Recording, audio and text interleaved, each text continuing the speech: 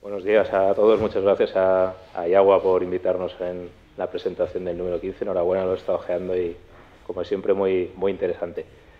Bueno, nos habéis invitado para presentar un caso práctico. Yo creo que es algo bastante importante porque, de alguna manera, muestra en la práctica todo aquello sobre lo que a veces teorizamos en el mundo de la consultoría, en el mundo de las finanzas, incluso en el mundo de las administraciones. Y he traído en particular el caso de New Cairo, que no por ser un caso tradicional de BOT de una depuradora no tiene elementos interesantes y fundamentalmente dos aspectos que yo creo lo hacen diferencial para hoy interesante compartir. Uno es que tiene una trayectoria ya real de funcionamiento, son 7 años desde que se inició la construcción de la planta en 2010 y 4 de operación, por lo tanto nos da ya una serie de datos, de elementos que nos permite extraer conclusiones basadas en hechos reales y en informaciones técnicas y económicas.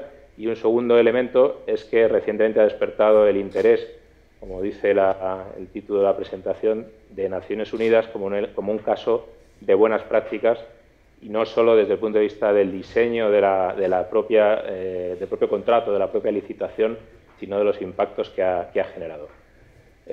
Paso a centrar un poco los eventos básicos de este proyecto. Es una BOT al uso, son 20 años de contrato, 2 de diseño y construcción, aproximadamente medio de puesta en marcha y 18 de operación. La inversión aproximadamente fue de en torno a los 140 millones de dólares, con un project finance, como será habitual, sin recurso, apalancado más o menos 70, con un pool de bancos, 3 locales egipcios y Société Générale como banca internacional, aunque también funcionando como subsidiaria local. Se financió con moneda local en libras egipcias, lo cual también evitaba parte del riesgo que Carlos señalaba en muchos de estos proyectos. El consorcio, 50% Aqualia, 50% un constructor egipcio de referencia, Orascom, aunque posteriormente Aqualia sustituyó su participación por la joint venture que tiene con el Banco Europeo de Reconstrucción y Desarrollo con el mismo porcentaje. La estructura, la ha presentado antes Fernando, es la típica estructura, digamos, de manual de buenas prácticas. Es una SPV que tenemos aquí, Orasqualia, que a su vez realiza contratos con consorcios especializados de diseño y construcción y de operación, al cual le transfiere back-to-back los riesgos de ejecución de ambas operaciones, con un project finance, con un pool de bancos que durante una due diligence con asesores y consultores de reconocida solvencia internacional son capaces en solo 7 meses de alcanzar el cierre financiero, y con una relación directa con el Ministerio de Vivienda y Finanzas a través de la agencia para esa zona geográfica que se llamaba NUCA, ahora con un nombre diferente. Por lo tanto, digamos que sería una estructura bastante estándar, bastante sólida y bastante eficaz.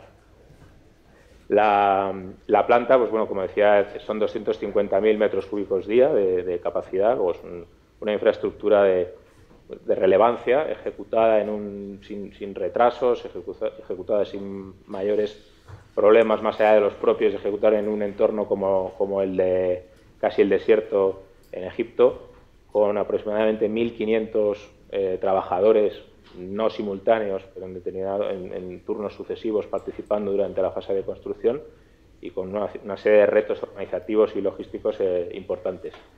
No voy a centrarme demasiado en la actual discusión de la matriz de riesgos. Digamos que la distribución de riesgos de la parte pública y privada siguió lo que habitualmente se reconocen como buenas prácticas y un reparto equilibrado al sector privado, aquello que mejor puede gestionar el público, aquello que debería tener. Me enfocaré fundamentalmente en 3 riesgos que creo que sí tienen relevancia, como digo, a 7 años vista del inicio del contrato. Uno sería el tipo de cambio. Yo creo que el tipo de cambio daría para toda una sesión, si consigo ponerlo ahí, para toda una sesión específica. Como decía, la financiación se realizó en libras egipcias, por lo tanto eliminamos una gran parte del impacto de una posible devaluación de la moneda local, aunque bien es cierto que el equity del inversor privado internacional se realizó en moneda fuerte, en euros, y por lo tanto quedaba un riesgo asociado principalmente a la repatriación de dividendos. Cuando se presentó se firmó el contrato de concesión, nos encontrábamos aproximadamente aquí, 5,64 libras por dólar. A lo largo de la ejecución empezó a haber una devaluación, nunca sabe si va a seguir o va a revertirse. Lógicamente los instrumentos, los derivados, swaps y demás instrumentos de protección contra tipo de cambio tienen una duración determinada en años y evidentemente con un coste a veces muy significativo cuando están disponibles. Y a partir de ese momento nos encontramos con que el Gobierno empieza a intervenir, el tipo de cambio realiza una devaluación e interviene, asocia el tipo de cambio al dólar y lo mantiene fijo. Lógicamente esto empieza ya a suponer unas tensiones en la sociedad. El mercado negro del tipo de cambio, que saldrá ahí, que es este, que es un gran y muy sabio predictor de los tipos de cambio reales, no se creía este tipo de cambio intervenido y colocaba la cotización real en aproximadamente 16 libras y cuando flotó la moneda el Gobierno efectivamente se situó más o menos en ese valor. Estamos pasando de aquí a aquí. Luego, ese tipo de riesgo yo creo que daría por una sesión y es un elemento, una lección aprendida en estos 7 años que Naciones Unidas y en particular también IS, que luego comentaremos, han discutido algo sobre ello, ¿no? Vuelvo un momento atrás, el coste de la energía y el riesgo de demanda se los quedó el sector público y fue, como se vio, pues un acierto que evitó problemas mayores en el desarrollo del contrato. El riesgo político se mantuvo también en la administración. Egipto yo creo que es conocida por todos en estos últimos 6 años, tanto por la revolución de 2011 como por el golpe de Estado de 2013.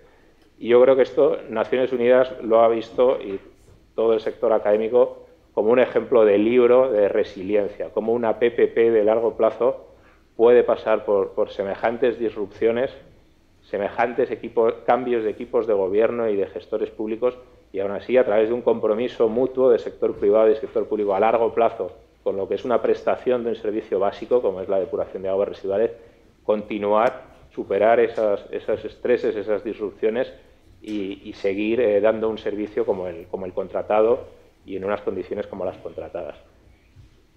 Por último, sí quería hacer una parte, y en esto enlazo un poco con lo que decía, por ejemplo, Carlos, sobre que las PPPs y el agua no están en la agenda política, o como señalaba Fernando, que eran tan solo el 1%, ¿no?, de todas las inversiones en APPs en los últimos 10 años. Y yo creo que en parte las razones las tenemos que buscar en el propio sector. Quizá no estamos siendo capaces de explicar todo el valor que una PPP aporta a la administración pública y al ciudadano, desde luego. No es solo, como se suele decir frecuentemente, una manera de cubrir ese gap de financiación en infraestructura. Hay mucho más. Y a veces, y yo creo que ahí tanto el sector de la consultoría como el sector de la academia está haciendo un gran trabajo en identificar toda una serie de impactos que nosotros, quizá demasiado centrados en la ingeniería, en la construcción y en la operación pura, no estamos a veces siendo demasiado eficaces en comunicarlo. Y esto pertenece, no lo hemos hecho nosotros, esto es un caso que podéis descargar ya, está disponible, es un caso que ha realizado IS a través de un centro dentro del sistema de centros especializados en PPPs de Naciones Unidas, que se llama PPP for Cities, y ha identificado de manera cuantitativa 6 objetivos de desarrollo sostenible en los cuales esta PPP tiene un impacto muy elevado y 6 más en los cuales tiene un impacto moderado. Luego hablamos de 12 de los 17 objetivos de desarrollo sostenibles siendo muy impactados positivamente por esta PPP. Siendo un poco más concreto, impactos que de nuevo se han identificado después de 7 años por parte de esta PPP y agrupándolos en 4 categorías que no siempre se suelen analizar. Tiene impactos en la administración pública, desde luego, muy positivos en lo referente no tanto a lo típico que solemos decir de aliviar los presupuestos nacionales para inversión o de diferirlos, eso evidentemente, o de prestar un servicio al ciudadano sin una mayor presión fiscal o no demasiado pronto, que también se ha generado, sino que tenemos una transferencia clara de conocimiento a la administración pública, igualmente de tecnología. Tenemos también un fortalecimiento de la propia administración. La administración egipcia hoy, a través de su unidad de PPPs y del Ministerio de Finanzas, es capaz después de este primera PPP en su historia, fue la primera en Egipto que se realizó, de gestionar y de llevar adelante proyectos complejos, manejos contractuales sofisticados y relaciones con inversores que, bueno, anteriormente no tenía los perfiles o las experiencias como para realizarlo. A nivel de ciudadanos, de personas, evidentemente tenemos un impacto en el medio ambiente. Esta depuradora está eliminando del orden de las 100 toneladas diarias de DBO5 y de sólidos en suspensión, diarios, que estaban siendo vertidos al río Nilo, y a cambio está generando agua que está siendo reutilizada en agricultura y fangos que están siendo, no en estos momentos reutilizados en agricultura, pero sí en la industria, concretamente en una industria cementera. No solo eso, sino que a través de un análisis de estudios directos, indirectos e inducidos se ha observado que se ha generado, con una inversión de 140 millones de dólares, un impacto equivalente a 400 millones de dólares, que equivalía aproximadamente a 3/10 del PIB de Egipto en 2011, solo con el diseño y la construcción, añadiéndole la fase de operación, que equivale aproximadamente a otra décima, con una PPP.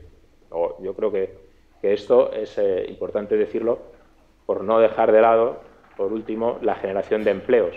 La generación de empleos fue de 1.500 empleos directos durante 2 años y medio, durante la fase de PC, y aproximadamente 60 empleos directos en toda la fase de operación y mantenimiento. Todos locales, todos empleos locales. Y por último, y termino, sí me gustaría cerrar la presentación mencionando algunas de las menciones o expresiones literales que concluyó este caso de estudio, un estudio que duró 6 meses aproximadamente, y que reflejo aquí en su literalidad, aporta información cualitativa y cuantitativa, lo cual es algo que en nuestro sector no hay que dar por descontado. No somos un sector especialmente dado a transmitir o a reflejar o a discutir información cualitativa y cuantitativa. Los habitantes egipcios se beneficiaron de empleos permanentes y temporales, esto lo hemos comentado ya, y es evidente que ellos lo valoraban y lo destacaban como uno de los grandes impactos. Más allá de los beneficios económicos, el mayor beneficio es el impacto sobre la salud pública. El Nilo estaba y sigue estando todavía, desgraciadamente, en condiciones realmente malas, y este tipo de proyectos, sin duda, pues supone un impacto muy positivo en la calidad de este río, ¿no? El proyecto resulta muy interesante porque tiene 6 impactos directos o grandes impactos en 6 de los 17 objetivos de desarrollo sostenible. Esto es algo que cada vez más se va a considerar imprescindible valorarlo y cuantificarlo y destacarlo.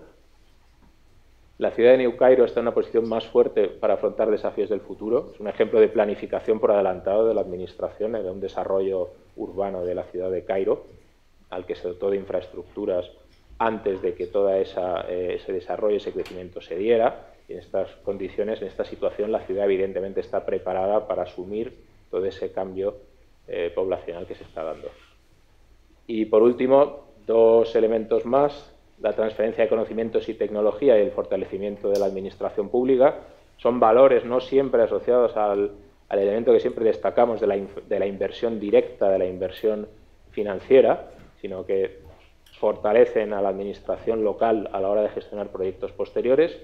Y por último, una conclusión de este caso práctico es que es un buen modelo de PPP que antepone a las personas, y este es un elemento que Naciones Unidas, desde luego, mantiene como elemento central en lo que denomina People First PPP. Y yo creo que este es un ejemplo que nos ayuda a visualizarlo. Yo creo que solo si la empresa y la administración pública consideran que este proyecto tiene una importancia y un impacto en la población, se entiende que con semejantes disrupciones como ha sido el tipo de cambio, como ha sido la revolución de 2011, como ha sido un golpe de Estado, solo yo creo que con este tipo de concepción que yo creo que el sector en general lo tenemos, y en Aqualia, desde luego, de que el ciudadano está dentro de toda la estrategia, se puede ver que estos proyectos se lleven a buen puerto y terminen correctamente. Y nada más, con esto termino. Gracias.